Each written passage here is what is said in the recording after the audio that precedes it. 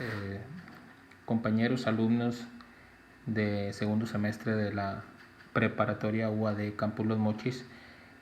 La clase de hoy es el complemento con su apunte anterior sobre los ángulos de la circunferencia. En este caso vamos a trabajar las propiedades de los ángulos de la circunferencia con respecto a su magnitud, es decir, cuánto miden estos ángulos en relación a los elementos que la componen.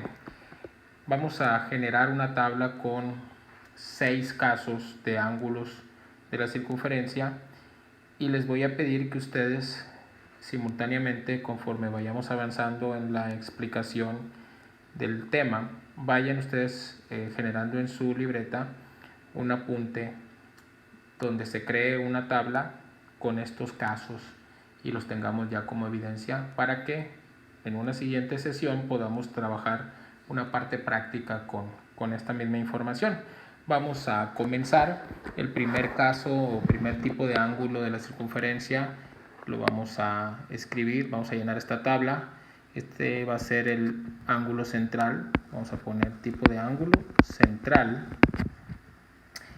Aquí en la columna figura voy a agregar la imagen que tiene relación con este tipo de ángulos. Lo voy a trabajar desde propiedades.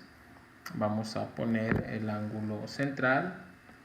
Voy a ponerlo sobre la celda de figura. Este es un ejemplo de ángulo central. Pueden ustedes trabajar la figura con una monedita de 2 pesos o de 5 pesos para más o menos orientarlos en que quede bien elaborada. Y la figura de un ángulo central, como lo estamos viendo aquí, representa a un ángulo que tiene su vértice en el centro de la circunferencia, como lo estoy señalando ahí, y sus lados, los lados del ángulo, son radios. ¿Sí? A esto se le llama ángulo central.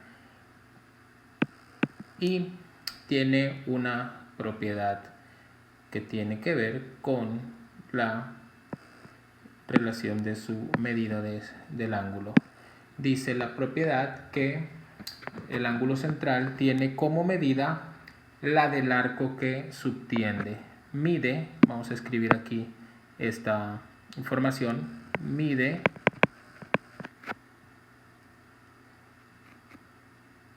lo mismo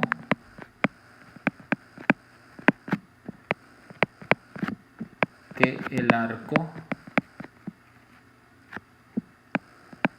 que subtiende. Ok, esta es la propiedad. La propiedad del ángulo central es que mide lo mismo que el arco que subtiende. Pues bien, si lo visualizamos como ejemplo, lo que tenemos es esto, ¿no? Este es el ángulo central, tenemos el vértice, y este es el arco que subtiende al ángulo central. Este es el arco AB. Si nosotros conocemos la medida del arco AB, conocemos la medida de su ángulo central. Eso es lo que dice la propiedad. Vamos a expresarlo algebraicamente. ¿Qué significa algebraicamente? Significa que el ángulo central, que en este caso lo vamos a nombrar con 3 letras, nuevamente voy a regresar al color, el ángulo central que tenemos en nuestro ejemplo es el ángulo AOB.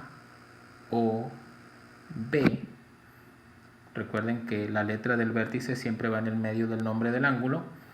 Y la propiedad dice, para este ejemplo que tenemos en la figura, que un ángulo central AOB siempre es igual al arco que subtiende, que es el que estoy señalando ahora. El arco AB se escribe con las letras de los extremos más incluyendo este arquito encima de las letras. Así tenemos un primer ángulo central, un primer ejemplo del ángulo central, y es el que les voy a pedir que ustedes elaboren